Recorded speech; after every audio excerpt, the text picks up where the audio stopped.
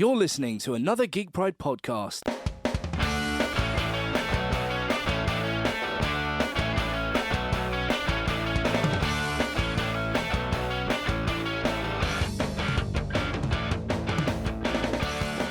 Hello, and welcome to the Geek Pride podcast. My name is James Baldwin. I'm the creator of the Drowned Earth Miniatures game, and I am here with Matt Geary.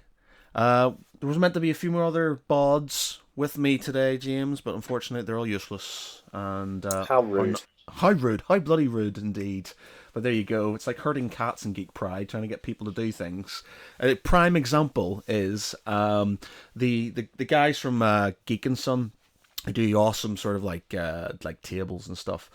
They provided us with a table, and I thought, brilliant, we've got a table to use to play some board games. Hopefully, when we do some play testing for your game, which will be on said table, I was like, yeah, we'll get loads of people down, we'll play some games, trying to get people to play board games. Just like, hey, why don't you come round and play some games? It's like herding cats. It's nigh on impossible.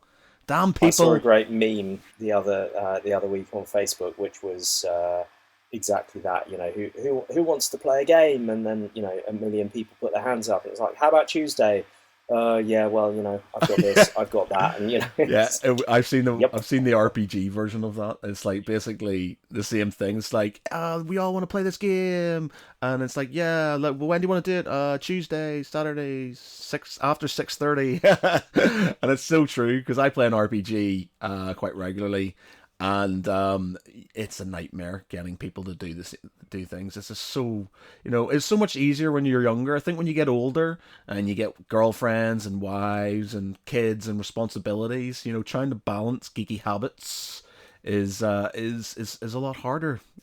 Yeah, it's scheduling. Yeah, well, that's it, isn't it? I have a lot of hobbies, and unfortunately, I have quite a demanding girlfriend, so it's quite hard. That's kind to have. It's quite hard to balance all my millions of hobbies and running a website and a job and making sure that the girlfriend isn't going nuts at me because I'm not spending enough time with her and such.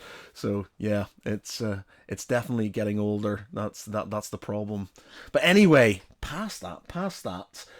Thanks a lot for joining us, or joining me on the podcast. We have a mutual friend in common, Mr. Williams, formerly of the Geek, no, sorry, not the Geek, the Game Overcast, which I guested on once or twice back in the day. And he introduced me to your wonderful miniatures game, Drowned Earth, the Drowned Earth even. Indeed. Well, I'm glad you like the look of it. It's taken me, it's nearly 2 years. It's 22 months to bring it to market, so to speak. And it's on Kickstarter now. And really, I'd say probably the Kickstarter itself has been as much or maybe more work than developing the game in the first place. Well, yeah, there's lots of groups. I'm not sure if you're a part of them, but there's like different Kickstarter groups and stuff, which I'm a part of because I like sort of seeing what's going on, and it seems like an absolute nightmare. Like we have done some minor sort of excursions into crowdfunding for like charity calendars and things like that, and they were hard enough. Creating your own sort of game and then putting it out to market must be an absolute nightmare. Yeah, it's a big one. It's a big thing, and I think it's bigger than it used to be because maybe 4 or 5 years ago, Kickstarter was a little bit closer to its roots, where it was people who had an idea but who didn't have the capital to bring that idea to fruition, who would put it on Kickstarter, raise some funds, and make it. Now it's filled with large companies who who have huge budgets, huge marketing budgets, development budgets, etc., and they pretty much slap a fully finished product up on Kickstarter and say, who wants to pre-order this? And so as a small independent producer like me, that's what I'm competing against. And that's not necessarily a bad thing. I think it's actually a good thing. It made me raise my game. But as a consequence, I've felt quite a lot of pressure to get as much of the game made and polished and looking very glossy as I possibly could, and so pretty much there are a whole bunch of things that I need to do after the Kickstarter, but I've pretty much got the game where I need it to be in terms of design before Kickstarter got the sculpts done, etc. And really, the Kickstarter is there to a couple of proof of concepts, like can we afford to have a big glossy rulebook with lots of fluff in it, for example, and to actually fund the physical production of the miniatures. But years ago, if you saw something like Guild Ball, all they showed was a few miniatures and a whole load of concept art. And they funded with nearly £100,000. Yeah, they're sort of in my direction. They used to run out of the Northwest Gaming Centre, which is now Element Games in Stockport. That's right. Just down the road. I have been there many times playing in Hobbit tournaments. All right, no way. I haven't played in any Hobbit tournaments, but I've been down when they've been playing. So we may have bumped into each other. We probably have. I never know. But yeah, that's my sort of local gaming store. And they did recently, obviously, the Dark Souls. They did the Dark Souls board game as well, didn't they? And that's right. And they got like a million over £1 million or something. That was ridiculous. Yeah, I think it was like 8 million. Oh, it's ridiculous. Absolutely insane. Yeah, astounding. Yeah. Astounding. So, well, congratulations to you, because you got yours funded in one day. Thrice funded in one day. We funded in 1 hour, and we tripled our funding by the end of the first day. Was that a big, like, oh my god? Were you like proper shitting yourself at the start? Like, this isn't going to get funded. This isn't going to get funded. Yeah, absolutely. You've really, especially because it's pretty much just me. I've had some help with things like the studio painting. A cameraman helped me shoot. A friend of mine who happens to be a TV cameraman shot the Kickstarter video for me. I edited it, but the 2D art I didn't do. The sculpting I did. Everything else I've done, from marketing, from making the website, to the character concepts, to writing the fluff, designing the rules, handling production. We've already been through a production cycle, so that I could actually show people physical miniatures and say, you don't need to imagine what these are going to look like when they're produced. This is what they look like, because I'm a real stickler for quality. I'm a painter, and I want them to be really great. And the only way I can guarantee they will be is by getting them made before we go to Kickstarter.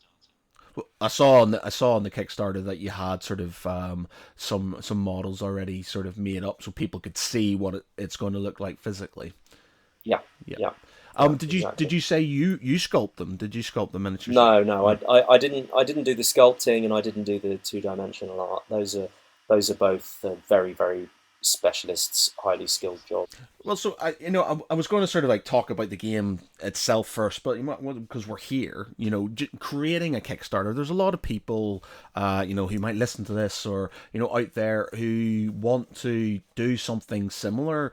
How do you go about doing something now? Obviously, you've been doing this for 2 years. Is it a case of working out the rule set and the fluff behind that, and then trying to find people who will fill in the gaps, like you said, like sculpting, art, etc., like that? I think it's a good question, and it's a difficult one to answer, because I don't think there's a one-size-fits-all solution for everyone. I was able to do quite a lot of different things. I've got a certain set of skills and some other kind of adaptable skills, so I felt able to edit the Kickstarter video, for example, or to do a lot of the fiction writing and create the world. But I think you have to work out what your strengths are, and then work out where whatever budget you have is best spent. And for me, the budget was definitely on getting the best sculptors I could and getting some really amazing looking miniatures. But maybe you're a sculptor, or maybe you're an artist, or I'm a painter and a model maker, so I've done lots of scenery for the game and that kind of stuff. But yeah, I would say the best advice I can give people is play to your strengths and be cautious about accepting offers of free help from friends, even friends, certainly random strangers. You'll need help. You'll get a lot of help, but don't rely on it because you'll be disappointed at the worst possible time. That sounds like something's happened there. Is that something you want to engage with? No. I mean, it's just a general thing that it's a bit like how you if you're redecorating your house, you can either pay a man who's a professional to do it, or you can have a painting party. And you know what's going to happen if you have a painting party. The job is going to be done shoddily. There's going to be paint everywhere, and it'll be a bit of a mess. And it's better to go to the expert and to work out what what you really need doing. And mates rates, things always end up. I mean, I'm actually talking about experience from long before this Kickstarter, but trying to do things on mates rates generally ends up in things not getting done or not getting done properly. Yeah, I find that, especially with Geek Pride, when you sometimes you ask people to do things and they're all like, yeah, man, totally do that, and you don't get what you wanted, and I think it's because most people are generally good-natured and most people want to help out, and the desire isn't the problem. The problem is the application. Okay, cool. So, moving on then. So, about the game itself. So, give us a quick rundown on the backstory. Where we are. Why is the world as it is? Why are there mutant monkeys running around and such? Okay, well, the Drowned Earth is above all else. The sort of physical description is it's a tropical world, so lots of jungle, lots of wetland area, lots of islands, archipelagos, that sort of thing. In most parts of the world, not everywhere, but in most parts of the world, there are these towering ruins of a past civilization. And these ruins, no one knows exactly how old they are. They're probably no more than 1,000 years old, but certainly at least 300 years old. And in folk memory, people refer to this this occasion, this sort of thing called the event. And the event was the end of this civilization. And it was an advanced sort of sci-fi civilization, perhaps something a little bit like how we might imagine ourselves in 200 or 300 years. So you're talking about flying cars and inter-solar system space travel, but probably not inter-star space travel, interstellar travel, that kind of thing. But whatever happened, and now humans, who were the entirety of the planet's population, are now just one amongst many minorities. And the reason for that is that the civilization that was destroyed by whatever this mysterious event was, which caused all of this, rising sea levels and global warming and the sort of tropical environment that there is now, they were expert at manipulating genetics, and they were quite a decadent society and made all kinds of hybrid species. For one reason or another, perhaps economic reasons or workforce. There's a race called the Dverg, who are sort of dwarf-like people who were basically engineered to be good workers. Then you have, the sort of simian race known as the Berengi, who are uplifted gorillas, and nobody knows exactly why they were created. But there are a range monkey butlers that went rogue. Who doesn't need a monkey butler in a tuxedo? But calling a Barangi a monkey is a way to get your arms pulled off. Kind of like Chewbacca's, sorry, not Chewbacca, like Wookiees, let the Wookiee win, let the Varangi win. Exactly. But yeah, so you've got these various different races, but you've also in the environment there was a lot of genetic experimentation going on with animals as well, and partly because the society was perhaps as we are now affecting the planet in all sorts of negative ways and affecting nature in all sorts of negative ways, and then trying to band-aid the problem. So, introducing resurrected species from past epochs in order to fill niches in the food chain, which were breaking down and causing the food chain to spiral out of control. So basically, what we're talking about is giant insects and dinosaurs stalking the Earth. Amazing. Well, why not? I mean, somebody said, how did you come to all this stuff? And I was like, I don't know. I think I just rolled it, both in terms of game mechanics and in terms of the fluff. I just rolled all of my favourite things together into a ball and then tried to use that as a clay to make something cool out of. So what were your inspirations for, like, what sort of games did you play and you think, I like that, but I think I can do something better? What was the inspiration?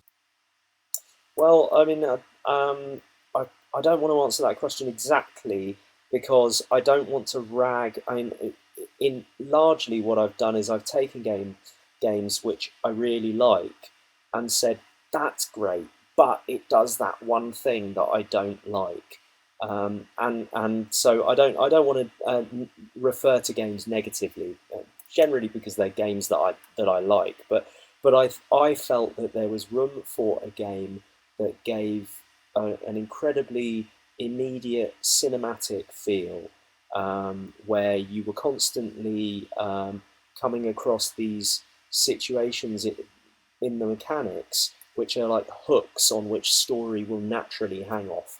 And my sort of, the mecca of wargame design, as far as I was concerned, is if I can make a game where afterwards people tell stories about what happens without referring to what dice were rolled or the specific mechanics that were going on, then I've made a narrative game. I've made a game which really tells a story. Brilliant, brilliant. And how will that work then? So obviously that brings us into mechanics and how the game sort of plays. So can you explain that for us?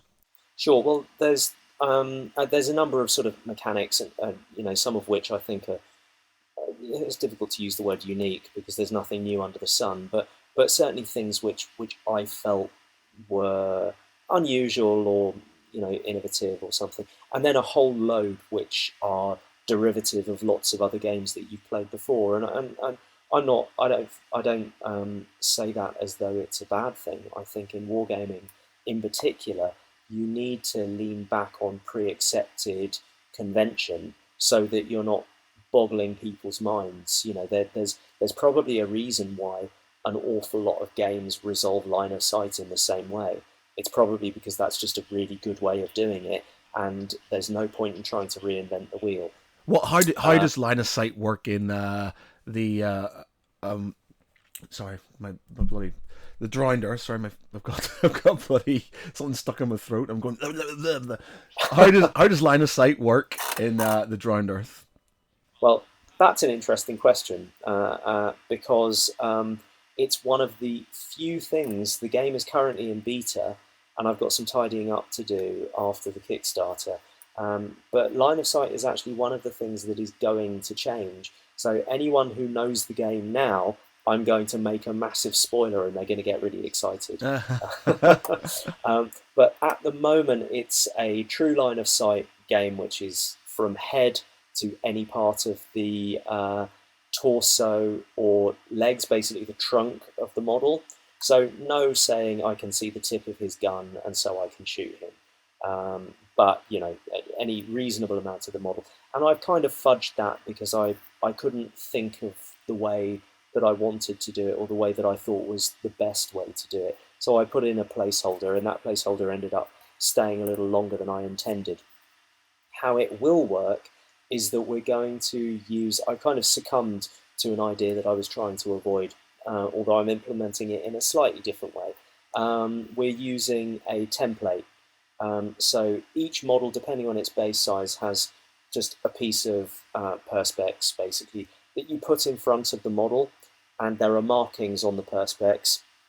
If you can see the model through those markings, you have line of sight. Ooh, that's a very interesting mechanic. I don't think I've ever seen that before. That's very different. Well, Infinity does something similar, and so does War Machine. They both have what are called volume templates, or I think it's a volume template in War Machine, and Infinity it's called a silhouette template. But I think in both those cases you actually remove the model. Whereas in the case of the Drowned Earth, I want, and we're going to make them out of perspex, I want you to be able to just hold it. There'll be a little lug, like there is in X-Wing, a little lug that you can that will slot into the base of the model, so you know you're positioning it in the right place, and you angle that towards, flat onto the shooter, and then you've got to see through it, as opposed to sort of putting it behind. Interesting, very interesting. Yes. Oh, I look forward to that. That's quite. Yeah, I like when games do things completely differently and stuff. And you're just like that. That being said, I'm very cautious about games which don't have dice. Like my mates keep on trying to get me to play Malifaux, and I'm like, but I'm there's really interested in that. Yeah, I've never played it, and I'm really. but they don't have dice. They use cards. They use decks of Yeah. cards, and I'm not sure if I can handle that or not. It's something. I like the idea. It's something about not being able to roll the dice. And I know it's random, but it's like you've got control. You're rolling that dice, and therefore, if the gods smite you with a 1, that's your own fault. Whereas Well, cards, it's interesting. Yeah, I know exactly what you mean. Once you've shuffled them, the deck's there, and you don't keep reshuffling it, so it's not your agency. And I read a while ago an interesting article about the War Machine community and why they refer to it as tilting. I don't know if that's a term you're familiar with, but why it's quite common that people lose the plot and get angry during games of War Machine, and more commonly than they do other games. And I think Magic the Gathering is another one, where you see that more often than some other games. In the case of War Machine, in order to make it a tournament ready game where you can't time waste, you roll your opponent's damage dice during, you roll everything. When it's your turn, you're rolling the dice. And in something like Warhammer, it works entirely the other way. You roll to hit, and then your opponent during your turn rolls their armor dice to see whether they survive or not. The mathematical difference, there isn't one. It's exactly the same thing, but it's just the psychology of having those dice. Your model's been shot at. It's not your turn, but you get to roll the dice. I'm saving his life. You accept the result more readily than if your opponent rolls them. Yeah, because you're cheating. The dice. You didn't roll it from. You just dropped it. Yeah, exactly. And it's crazy because, of course, we all know that that's not the way probability works. But when it comes to games like that, you'll sacrifice to many gods. You'll do all kinds of things, lucky charms. Like I'm an atheist. I don't believe in any of that stuff. But when it comes to playing war games, I will do whatever I can to make sure that the dice gods favor me. Well, the one that always makes me laugh, and I do it as well. Although in fairness, more as a kind of a bit of banter than anything else. But when dice have been rolling particularly badly, you put them to one side. You're like, I'm not using those anymore, and then start using 5 other dice. I have actually done it where I've mistakenly went, in Warhammer, I've picked up somebody else's dice just to roll some saves, and I've got some good saves. And it's happened again, and I was like, I'm just going to use your dice from now on. They're like, you're not using my dice. You're not using my dice. It's like, but they give me good saves. No, you're not using my dice. Even though there's nothing to it whatsoever. It's like, I'm using your dice. The other one that I've seen quite often in the Hobbit community, where you're rolling a lot of D6s, there's a real obsession with lots of cool dice that have got a special symbol instead of the 6. So it might be the Gandalf rune, or it might be, you know, the White Hand of Saruman or whatever. Whenever people use those dice, there's this perception that those dice roll better. You get sixes more often with those dice than normal dice. And the answer, of course, is it's just easier to see the symbol, and so you notice it much more. But, you know, the sort of psychology of it is very interesting. That's mad. Yeah, it's so true. It is so true. And you know, even the best, like I play a game called Axis and Allies as well. And the good thing about that game is the getting ones is a good thing, you know, because you know it works the other way around. You know, the lower the dice, the better things are. And it's good for somebody like me who's perpetually getting ones, because it means I get better off. In fact, Drowned Earth is like that as well. It's a roll under or equal to or under system. So you've got attributes and you're trying to roll low. It'll be my sort of game then. I'm going to totally win this shit all the time. If you're useless at rolling dice, then it's the perfect game for you. Brilliant. Okay, so carry on explaining. So the dynamic, sort of, you're talking about sort of being it cinematic dynamic. How will that work? How do you make it dynamic? How do you make a miniatures game cinematic? Well, yeah, it's an interesting question. I decided that the two the core of it really is model interaction, and having both models do stuff at the same time, which interacts, and not just in terms of an active and a passive skill, but actually rolling the dice off against each other. I think definitely gives that sense of immediacy to a game. The other thing is the activation system, where I move a model, you move a model, I move a model, you move a model, and so on. And if you combine that with a reaction mechanic as well, then you really have a game where there's no downtime at all. You know, when it's not your turn, you're still probably negotiating with your opponent about, you know, whether you're going to react to a particular model, or he's shooting you, and you're working out, shall I dodge, or shall I shoot back, or, you know, shall I just stand there and hope he misses? So that kind of player involvement was a big part of it. The reaction mechanic is a big part of it, and the other sort of, you know, pillar really of the game is the movement system. So I wanted to create a very, very exciting, dynamic movement system where people, if you imagine a kind of free-running parkour style of movement where people are running up walls and leaping off the edge of buildings into water and swinging on vines, and all the time they're doing these things, they can still shoot or get shot at and shoot back. When you say parkour, have you ever seen the American Office? Have you ever watched The American Office? I never have, right. No. There's an episode in it. I actually prefer it to the British one. There's an episode in it where they all, like, what's his name, Steve Carell, and the other one, they decide they're going to take up parkour, and they're just running around the office going parkour, and like jumping on a sofa, and then sort of jumping off onto a seat and stuff, and going parkour. And it just sort of, sorry, when you saw me, it just popped into my head. These guys. I'm now every time I play, you know, we're going to Salute to demo the game to a whole bunch of people, and every time anybody leaps, I'm just going to have to shout parkour. Parkour. Brilliant. Cool. Sorry, carry on. You were saying. Yeah, I mean, it's a game where really cool things can happen. You can leap off the edge of a building with a flamethrower, and as you're falling into water, set fire to someone on the way down. And while you're doing that, they can shoot you back and potentially kill you. So how would that work? So, for example, we've got one of the guys, one of the monkey guys, and he's on top of a building. And he jumps up with his, and he's like bam, bam, bam, bam. He starts shooting at the other guy. How does that work? Does he shoot first, and then the guy reacts to it, or is it sort of a simultaneous? Has he got like an Overwatch sort of thing? It's simultaneous, yeah. As long as a model has an action point, they can spend that action point to react. So if you leap off the building, let's say you've got one guy leaping off the edge of a building and another guy in the window of an opposite building, decides to shoot him as he's falling down.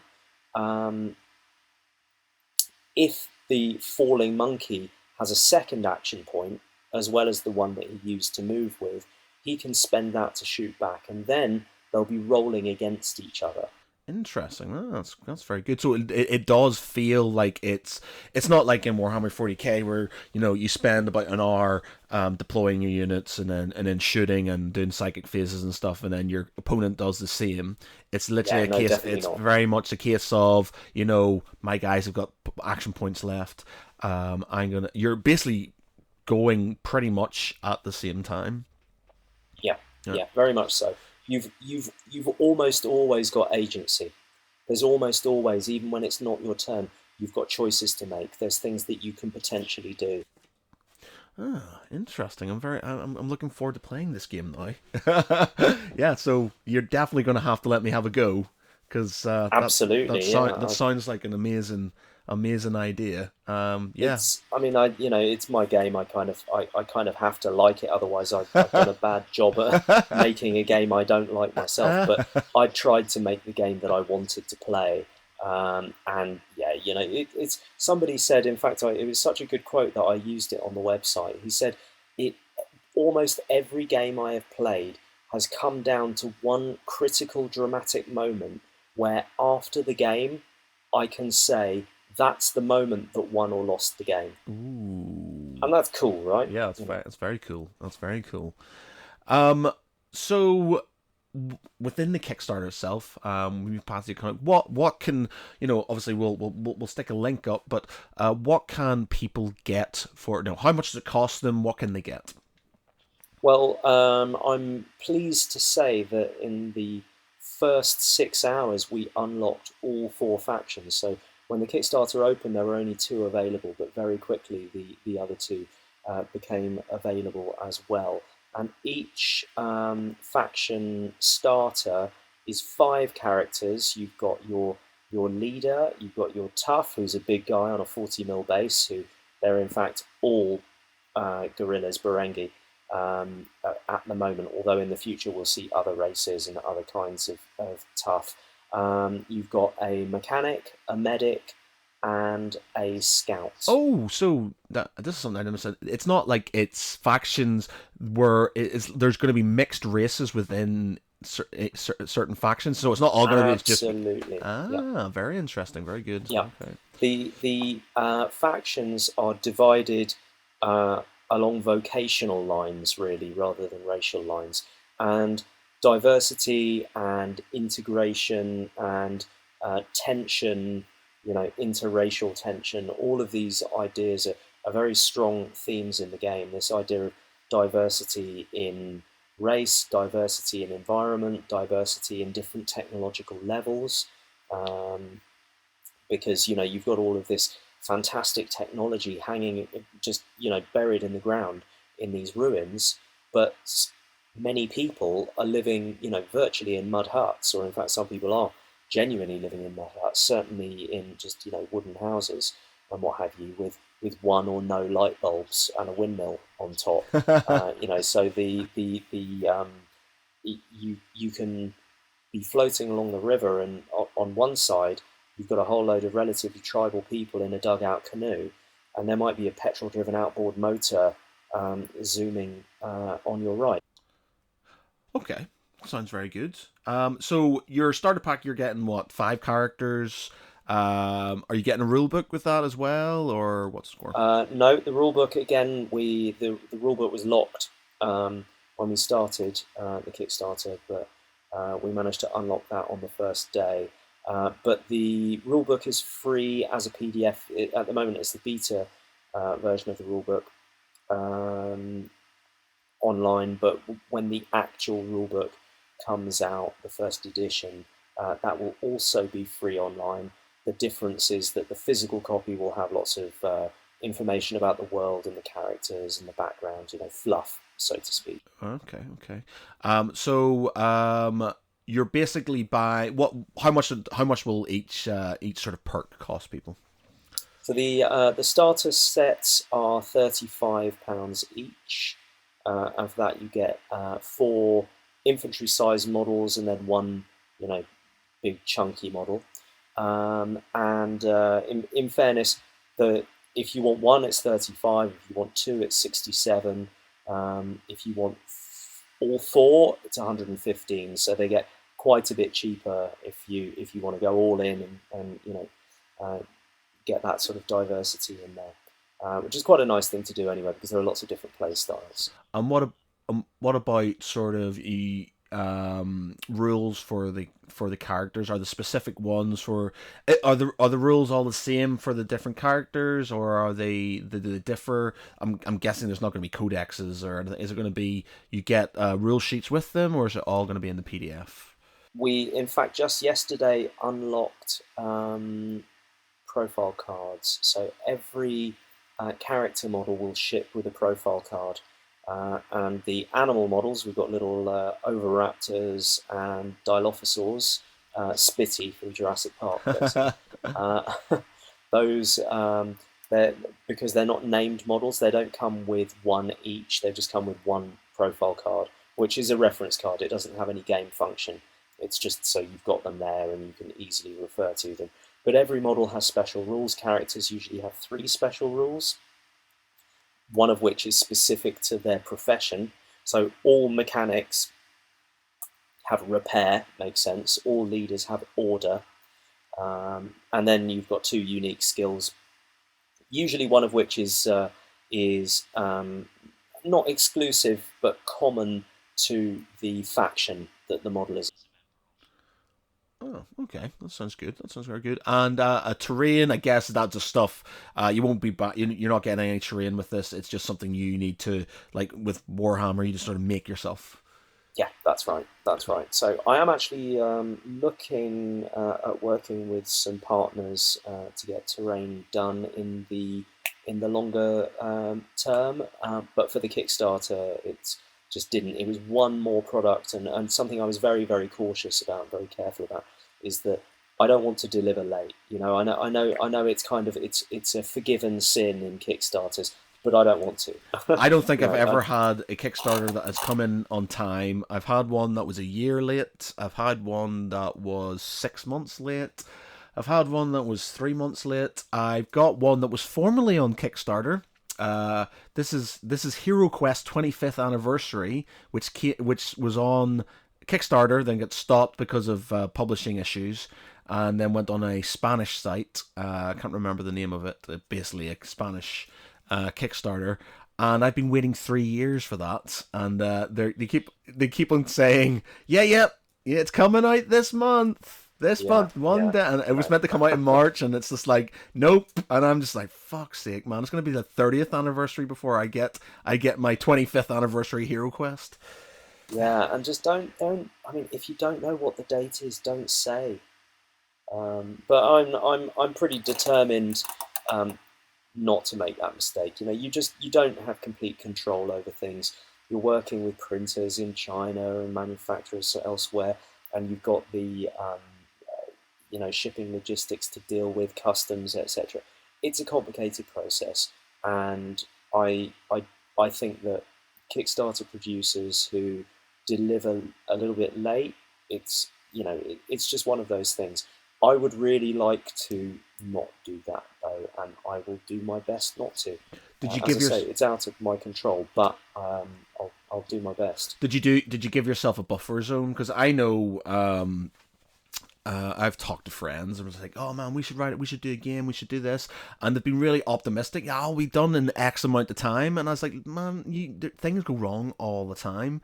And have you said, right, I know shit's gonna happen, therefore I'm extending this to this month just to make sure that we're not I have late. Yeah. I've built in a little bit of time for shipping and customs delays. I've built in a little bit of time for manufacturing delays. And I hope that will end up covering things. The real unknown quantity at the moment is the playtesting and getting the profiles polished up well enough so that I can go to print early enough so that the rule books will come within a nice period of time. And it's something that I was thinking about doing now that all of the models come with profile cards, is not actually publishing the profiles in the rulebook. That way I can go to print with the rulebook much earlier. I don't need to wait on the profiles for playtesting, because printing the profile cards is a much less involved process than the rulebook. Yeah, interesting. Okay, yeah, that sounds good. I suppose, like you said, you can put the rules online so people can get the rules and still play the game. Absolutely, yeah. And I think the other aspect of it is that a lot of games, in order to keep the game balanced, there's really no reason why you need to print your profiles and have them, rigid forever. I think you should, as a game designer, tweak them as people discover tricks that you never thought of. A war game is such a complicated thing. It's way, way too complicated to make every prediction. And so you'll just find at times that there are, that there are unforeseen interactions. And when that happens, the best thing to do is step in and say, okay, this model's now 3 points more expensive, or the wording on this skill is now a little bit different. If you print them in the rulebook, then it's a bit difficult to do that. But if it's all online, then you can do that without any trouble whatsoever. Yeah, that's very true. I was going to say, one of the guys who was going to be on this podcast, a guy called Bevan Clatworthy, he created his own game with his guys. They're called Tinkerbot Games, I think. It's called Ghostel. I've got a copy beside me here. And they did a Kickstarter, and it succeeded. He was saying to me in the last podcast that he was on that I was talking about, playtesting and how hard is it for you to for people to playtest and then go, yeah, I didn't like that, or no. How hard was it for you when you sent it out to be playtested to get feedback about your game? Very challenging. Yeah. Did you want to punch people right in the smoosh? Yeah, it's one of those things where it's back to what we were talking about before about the everyone putting their hand up and saying, yes, I want to play the game, and it's like, but I'll do Tuesday and I want to do Sunday, and I can't do any day but every third Whitsun. And playtesting's the same. You can hand it out and people can be incredibly enthusiastic. It's like, did you play this week? No. How about this week? No. And the vast majority of people, especially when you're completely unknown and you've got nothing exciting to show, other than maybe a little bit of concept art and some ideas, most people are not gonna find that a particularly exciting or interesting prospect. So in that case, you can only rely on good friends, and good friends are still their time is as limited as everyone else's. I'm pleased that I did have a couple of really, really dedicated guys who really were who did what they could to playtest. And what I'd say really is that I feel that the core mechanics have been very well playtested, and the rulebook has been very well looked over, and I feel as though the core is where it needs to be. The profiles, though, is just a question of data. You need lots and lots of people with different approaches to gaming, different ideas, different attitudes, different levels of competitiveness to all try and break the game and tell you, on first appearance, yeah, it looks pretty balanced, but once you get more deeply into it, this is what's wrong, or this model doesn't work, or this model's way too cheap, or that kind of stuff. I think that's what you find with sort of, especially Warhammer. They throw out all these rules, and then like 5 minutes later, there's about 1 million FAQs and erratas coming out, going, "Oh yeah, well, we said this, but this guy doesn't do this anymore, or this guy's too expensive," and I'm glad that you think there's not going to be a loads of when I get this game, there's not going to be like loads of changes later. It's going to be, this is it. This is how I want it to be. Yeah, Yeah, that's exactly it. Because if I have to get another, I fucking hate erratas. I hate them. It's just like, God, I'm not reading this stuff. You should have got it in Yeah, the first place. It's yeah, annoying. Yeah, they're one of my. yeah. No, I'm with you there. FAQs and that sort of thing. I understand a little bit more than I used to. I used to think that FAQs were, just an example of a badly written game.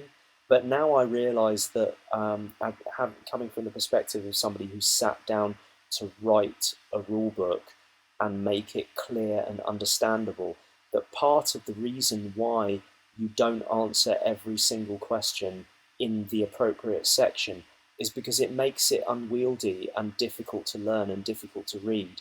And actually, what I want to do ultimately, there's a social stretch goal which might allow it to happen, is write a quick start guide, which is basically rules light. Rules light for people who aren't particularly competitive, who just want to learn the game and have some fun and roll some dice. And that'll be much, much shorter.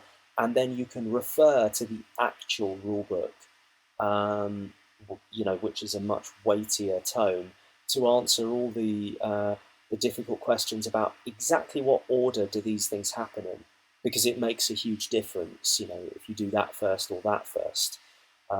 But if you include all of that information in the core rulebook, which I have done, in places, very simple concepts can seem quite complicated and difficult because you're trying to dot every I and cross every T. Yeah, yeah, yeah. The one thing I've quite like, I'm a big fan of Fantasy Flight games, Yep, and like I've got they do loads. that rules reference Yes, they've got business. the rule. They've got basically Yeah, they have the play, they have the manual, and then they have a reference book for, and it's alphabetized. So basically, you're like, oh, I need to find out what that rule does or what that does, and yeah, it's quite good to have around.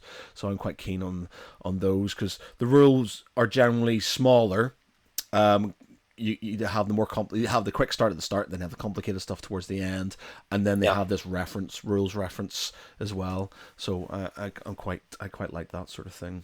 That being said, I like complicated games, and as much as sort of I bitch about Warhammer 40k, I'll happily read a massive book of rules and get them all wrong. I've been playing it for God knows how long now, and I still get the rules wrong. I still get the rules wrong. Yeah, I mean, it's always interesting when you start playing with someone new who plays something slightly or completely different to you, working out, am I wrong? Are they wrong? Yeah, well, I've got this thing with war games in general, that everybody's a bit sort of like, oh, you shouldn't question people, and I'm basically of the case, if I don't think something's right, or I think I'm not sure of it, I'll ask. I'll go, can I see the rule? And it's Yeah, not me being a dick. It's not me kind of going, oh, you're cheating. It's just like, I don't know the rule.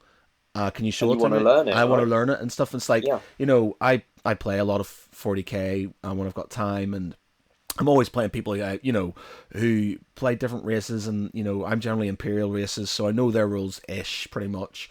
But when I'm playing sort of like Eldar or things like that, it's like I don't know. There's the guy's like, yeah, so this guy can run a million and can shoot a million guns and can do this, and it's like, what? And then it's like, can I see it, please? Because I don't understand. I'm not saying you're a liar. It's just I need to understand it. And yeah. then sometimes you Well, read it that's one and of the nice things about having profile cards, isn't it? They're there out on the table. You don't need to go flicking through the rule book. well, that's it, You isn't don't it? need to go looking up something obscure. It's something that I tried to do with Drowned Earth is apply a similar principle multiple times. So if I could use a particular mechanic in multiple places to describe multiple situations, then I'll do that because it's easier to remember. Okay, could you give me an example? The two dice um,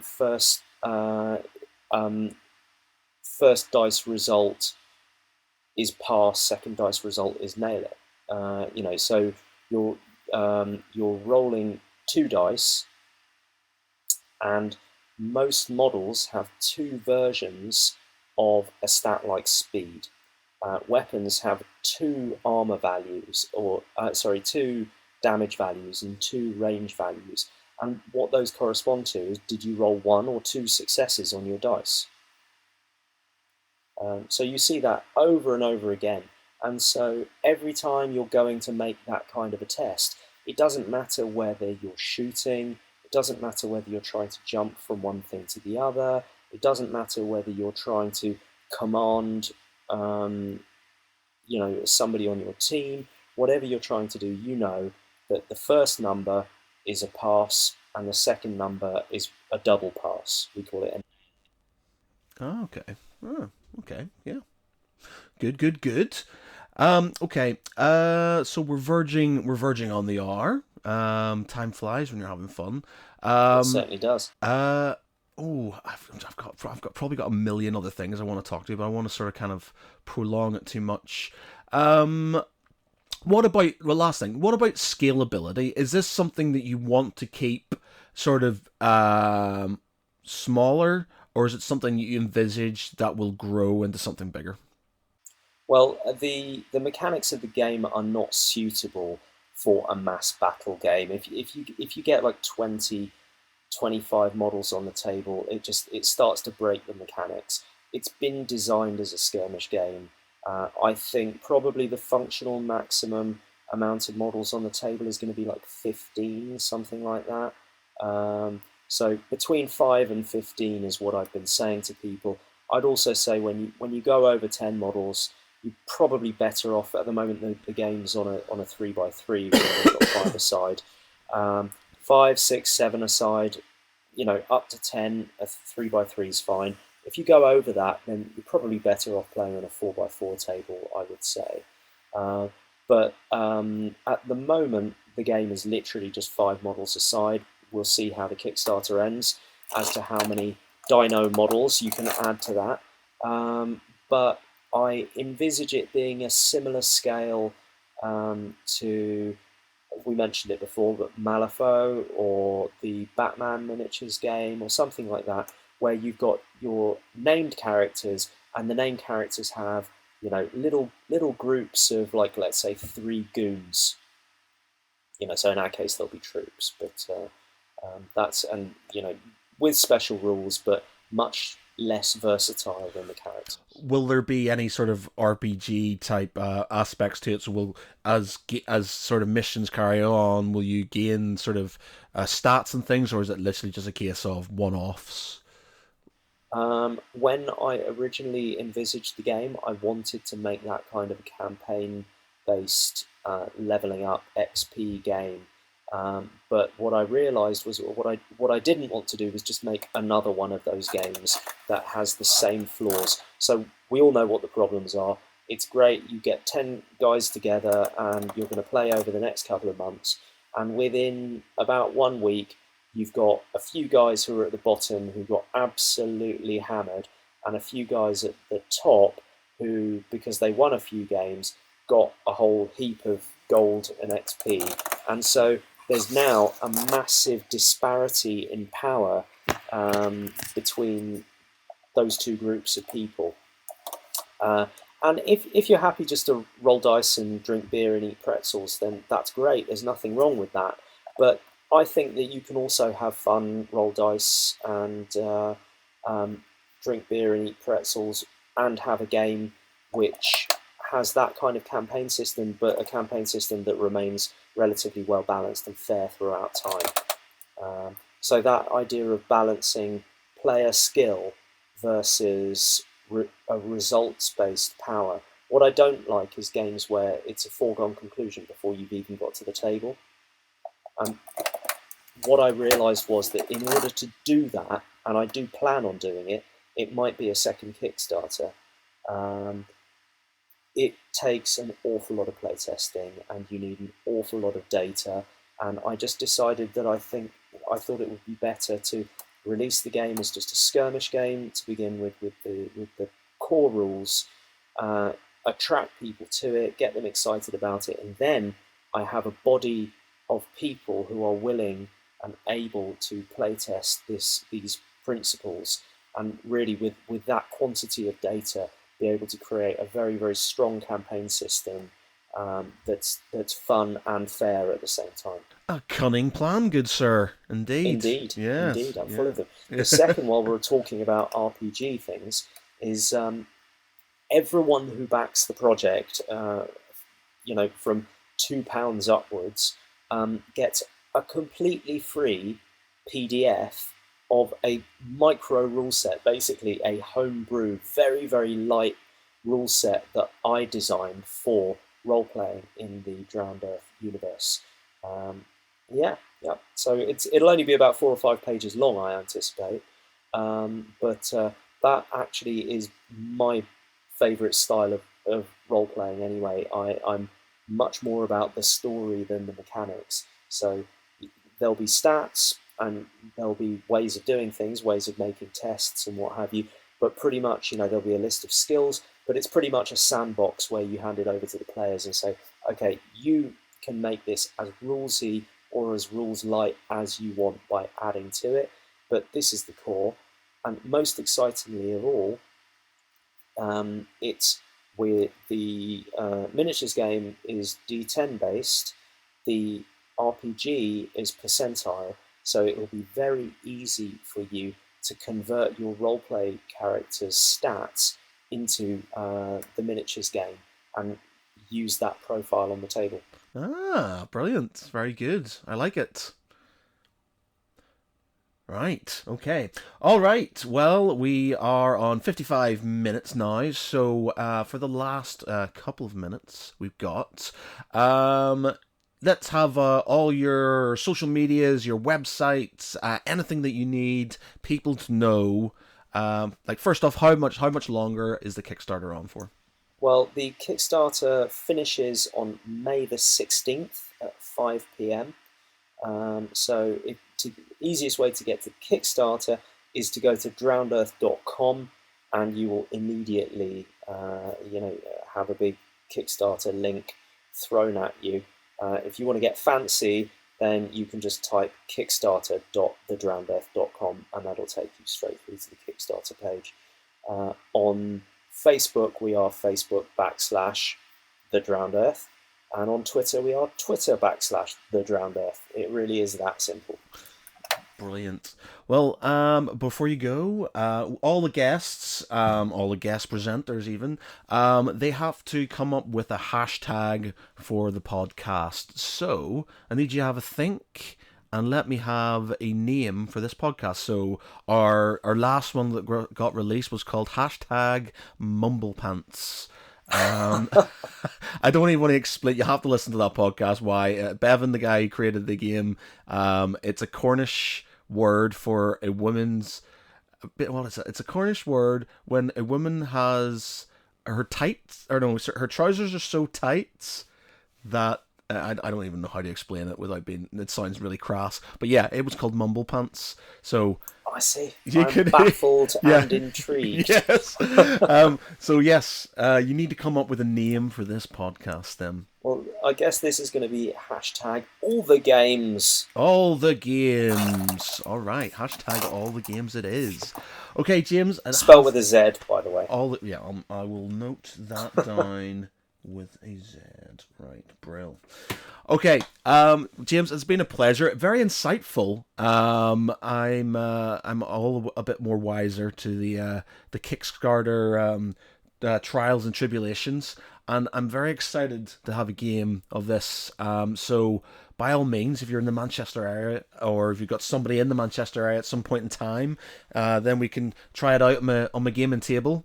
Give it a film. And well, I do, and I will. There are a number of the playtesters are up in Manchester, and I go up there from time to time. I've got a lot of gaming friends near you, so let's do it. Definitely, it's a gaming date. I'll bring the beer and the pretzels, and you bring the swinging monkeys and the flamethrowers. It's a deal. Brill. Well, thanks a lot, man. It's much appreciated. Again, everybody check out the Kickstarter. It's fully funded now, so it's only going to get better. The more, obviously, you fund, the more additional things that can happen. And then, obviously, later on down the line, in further Kickstarters, you'll be able to get more stuff from the Drowned Earth world. Thanks for joining me, James. Thanks, everybody, for listening. And good night. Thank you very much.